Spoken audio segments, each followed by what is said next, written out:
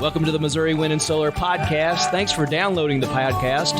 I'm your host, Wes Shank, and I'm here today with our co-host, David McDaris and Philip Shank. Each week, we review the latest, greatest happenings in wind and solar. It's been a little bit longer than a week, but okay, we'll go ahead and say that. And how they'll impact you and your alternative energy projects. If you'd like more information about anything you've heard on the podcast, check out all of our education resources at windandsolar.com, including links to over 300 of our YouTube videos. Or feel free to reach out to our Seymour-based sales team at 417-708-5359. You can also email them at sales@windandsolar.com. And if you really want to go in-depth, come to our hands-on workshop in Seymour, and you can get all the details on our website, windandsolar.com. All right, so it's been a long time, and I'm almost sure that that's David's fault. I'm going to assume it's McDaris's fault because that's the kind of thing he does. So we want to get back into the groove of actually handling out our podcast.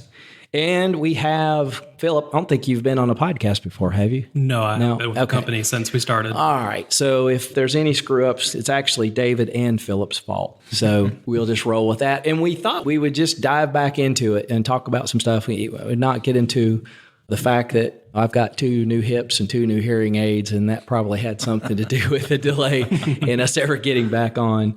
One of the things that we've been getting in a lot lately are bifacial solar panels. And we want to talk about what that means and what that does for you. I'm going to go ahead and let David give us a little bit of background on that, and then we'll try to hit him with some questions. He doesn't have his computer in front of him, so I can really kind of zing him with anything and see what he can make up along the way. So Sounds good. So tell us about bifacials, David. Why would you want a bifacial panel? All right, bifacial is just exactly like they sound. They're instead of the old typical solar cell that you would have purchased in the past or solar module that had a black or a white backing on the sheet.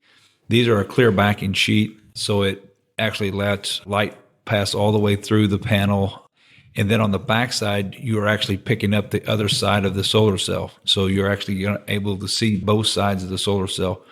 That was originally intended to bring to the market for the big commercial applications that are big on big linear actuators that have long rows of panels that track to east and west, and they go over themselves north to south. With these rows of panels, though very close to each other, they would reflect from the row behind back to the row in front, especially of the morning and the afternoon, and they would pick up between 25 to 35% gain using these bifacial panels. As the manufacturers came along, well, just like we've talked about long ago in the past of reason they went away from making the smaller solar cells, like the 100 watt and the 50 watt, is because it's as time consuming as it is to make the large ones and they're trying to sell these on a per watt basis. So a lot of these manufacturers are now switching over to this technology because it is just the cost per watt is exactly the same for them to make. It's just you're getting so much of a gain out of it. Even if you pick up 10%, you're getting 10% extra on your money. Okay, but when they do that, so like we've got a 360 watt panel. If it's bifacial, is it calculating that backside into it? It is calculating the front side only, and then they'll tell you your bifacial gain is up to, and they'll give you a number that they... So what's a typical number? Yeah, a typical number on a fixed location would be 5 to 25%, depending on the...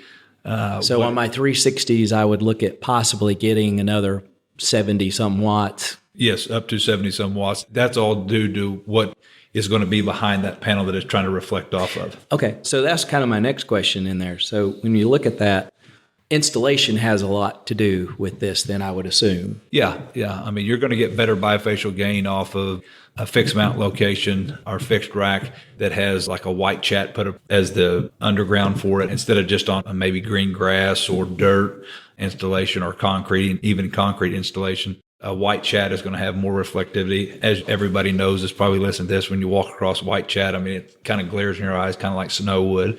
So that does have a lot to do with it. So if you just wanted to put them on your roof and you had a black asphalt shingle, You're probably only going to see at best 5% Really? more. I mean, you'd get anything out of that? Very, very, because the black of the shingle is going to absorb the light. That's what I'm getting at. It would seem like you'd get almost nothing out of that. I mean, you're going to probably get, like I said, at best would be 5%. Really, it's probably going to be 2 to 3%. Okay. Well, and Wes, speaking about how bifacials and how they benefit with the ground mount is, in your case, Missouri does have snow in the winter and your panels will get covered. Your bifacial gains are going to go up when you have snow on the ground, and then you also don't have to really worry about plowing snow off your array. Okay, so mine is up on the tracker, so I don't have anything behind mine at all to speak of except the ground. But I won't get anything more than that 20%. Is that what you're saying too? Is that? But you have snow on the top of your panels, so you're getting 20 to 30% production. Yeah, from the without underneath doing side. snow clearing. Yeah. But to be clear, I also get production through the snow. Oh, yes, yeah. Depending on how deep the snow was, but more than likely, you'll be getting some kind of percentage, but it would definitely help you just because it's getting to the backside and being able to reflect up, especially like if you're having to do that, Wes, and your trackers that you may have told your trackers that it's going to be windy or whatever, and they've gone into the flat position. Well, then the sunlight's coming underneath and reflecting back up. So, you could definitely see that 30% gain in your scenario. Okay. Is there any reason I would not want bifacials? Well, when you're looking at bifacials for your setup, I mean, you just need to get with whatever manufacturer that you're dealing with for your inverter.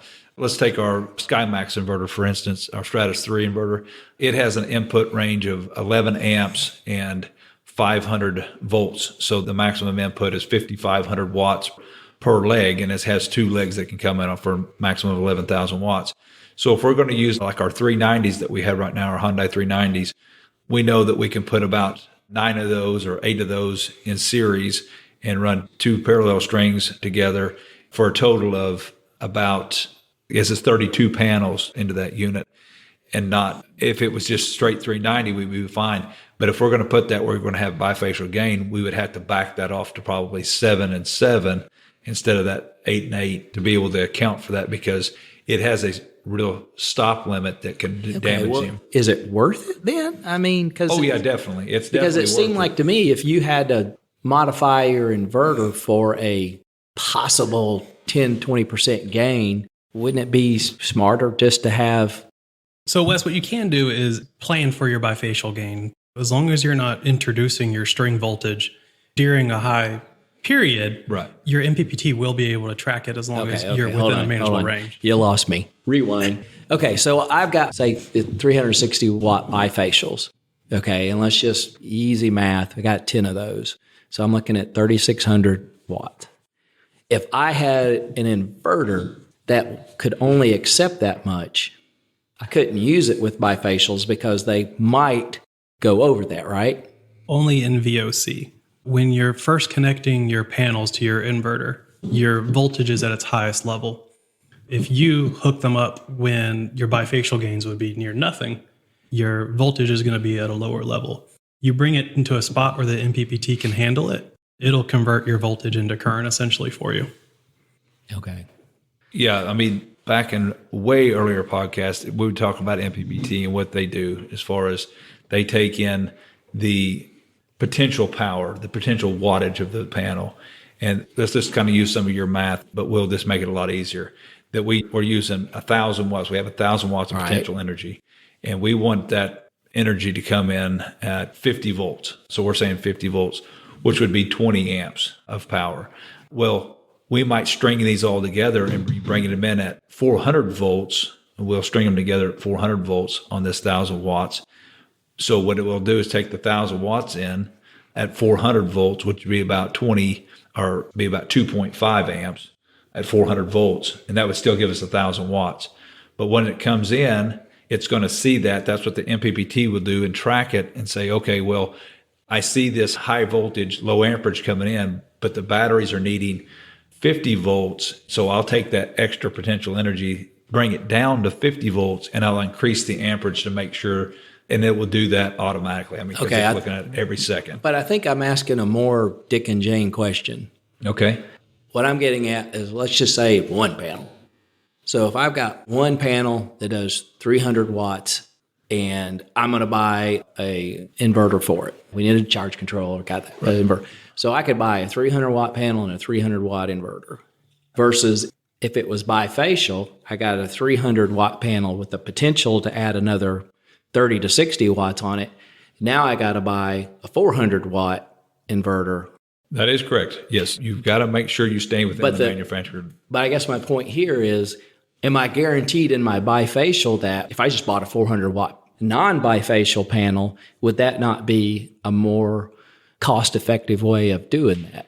Do you get what I'm saying now? I see exactly what you're saying. Staying within the manufacturing specifications is always the key. So if you're needing 300 watts and you know 300 watts is all you need because you have a 300 watt, then you need to just stay with a non-bifacial panel. Okay. If your inverter has the capability of being able to handle more, so if you bought a 500 watt inverter on the market and you have this 390 watt panel that's available that are super cheap right now, then okay, I can take that 390 knowing I might get 450 watts out of that thing, and it would still fit within the specifications of the manufacturer. That's all I'm getting to is, in this case, the bifacial, to me, it sounds like it brings in a level of, you can't just go on the website and say, this is 300, I'm buying 300, boom, check out. That's right. I mean, you need to look at that and say, okay, so it's 300, but it has the potential to do 360. Like the Solarc, for instance, the Solarc has a sizing tool that we use that they've came up with. And that's one of the questions it asks in there is the bifacial, the potential bifacial gain that you would see. And it will automatically do the conversions for you. So you might put in all the specifications and put 0 bifacial gain.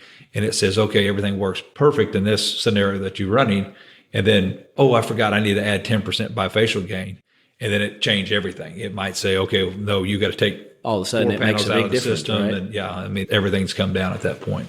So anyway, you definitely have to, it's not just A goes with B and B goes with C, and that's as easy as it is. You got to kind of look at some of the other aspects of it on this one. Okay.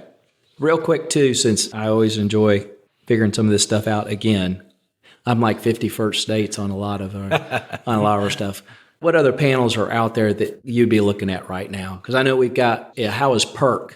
PERC is the type of cell, and the PERC cells are good cells. I mean, most of these are going to be monocrystalline panels that you're going to see. They'll be monocrystalline. They're going to be a bifacial. A lot of them are going to be what they call split cell. Yeah, I know split cells. So split cells they'll rate them as a 72 cell panel, but when you really count how many different looks like cells in there, old school, there's 142 or 144 of them. So when you're looking at it for mounting hardware, it's really where you're like, because we had some that are 144 split cell. Yep, mounting hardware. I mean, and that's the thing right now. There's just so many panels on the market, and they vary so greatly in size. I mean, some of them are 80 inch, some of them are 84 inch, some of them are up to 90 inches. And then back down to, we have some 360s that are 72 inch and 39 inches wide. I mean, which when you do all that conversion of, well, why are there different sizes? It's just about the efficiency. Efficiency is only how many square inches it's taking up in space that is converting the sunlight into electricity. So, all right. What other types of cells are out there? Right now, it's being dominated with the bifacial monocrystalline cells. That's just dominating the market. So I guess what's the opposite of a bifacial? Is it the poly? Bifacial? The polycrystalline. Yeah. Polycrystalline is something there again. Well, poly's all but gone. It's pretty much gone. Same reason they can only run so many cells a day and so many modules. It's just not worth it to them. Have we got? I know we got bifacials here. Have we got monofacials here? Is that? We got mono. Yeah. What's that? And that's different than monocrystalline versus monofacial. Monofacial would be just, instead of bifacial, would just be simply that it's only picking up the first side of the cell, like the A and Rise that we have right now. They're on monofacial cell. The Grape Solar, the 370s, they're the same thing. Okay. So if you're needing that particular type of panel, and a lot of that would be is if you're trying to match something that you currently have, then that's the lines that we would go down. Okay. What else do we need to know about the bifacials?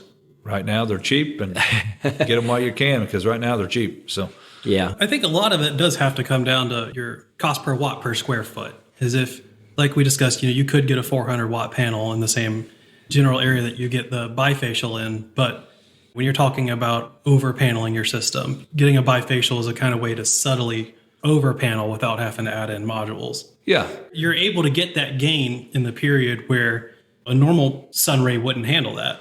Basically, if you have, going back to 1,000 watts of solar, if you have that 25% potential in there of 1,250, if your MPPT is able to cut it out, well, that just saved you 250 watts of solar space. Well, we do the well kit. That's one of the things that number one things we get asked is how much to run my well. Our well, usually most of our well kits have 12 to 14 panels on it. And then we use our Stratus 3 10K inverter with that. So a lot of that, there again, it has a potential of 11,000 watts coming into it. Well, with 14 panels, I'm literally just about 5,500 watts of potential energy. Well, if I do those bifacial panels, I have the potential of picking up another 1,000 watts of solar for free. Like he just said, as long as your inverter can handle that within the specifications, they're always worth doing. I mean, they're always going to be the panel to choose as long as you are not running to the limits of your inverter. And there again, that's just simply going to be asking us the questions and saying, hey, I want those bifacial panels. Just make sure you don't burn me up. Yeah. And again, I know the extra wattage drives your price per watt down. And we got some crazy low prices already. So adding that in just makes it even better. Okay. All right. Anything else, guys? That's it on the bifacial. All right. Thank you, David. Thank you, Philip. Appreciate you guys being with me today, and we'll be back again shortly. Thank you for downloading and listening to the podcast today. If you have a question you'd like to hear us discuss on the podcast, or just want to say hello, email us at radio@windandsolar.com. As always, check out our store at windandsolar.com and buy some stuff. Your financial support underwrites our educational outreach, like the podcast, YouTube channel, and local STEM collaboration. It also keeps Lucy and her doggy chicken treats. Thanks again for listening.